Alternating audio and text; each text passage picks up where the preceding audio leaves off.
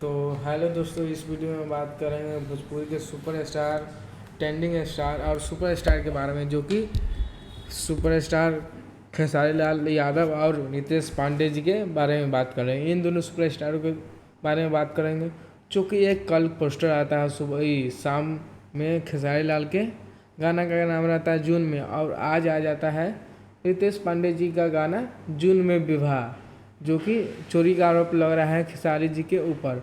पता नहीं कि अभी ये खेसारी जी चोरी किए हैं कि रितेश पांडे, जो कि खेसारी लाल के गाना आने के बाद ही मालूम चलेगा कि चोरी कौन किया है।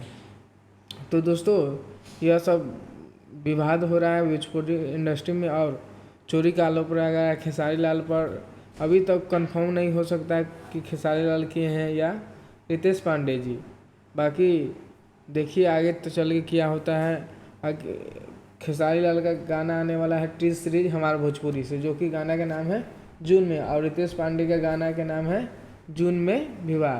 तो दोस्तों, वीडियो पसंद आया होगा तो वीडियो को लाइक कीजिएगा, और चैनल पर नया हो तो चैनल को सब्सक्राइब कर लीजिएगा, ताकि भोजपुरी का हर अपडेट आप तक पहुंच सके। जय हिंद, जय भोजपुरी, धन्यवाद।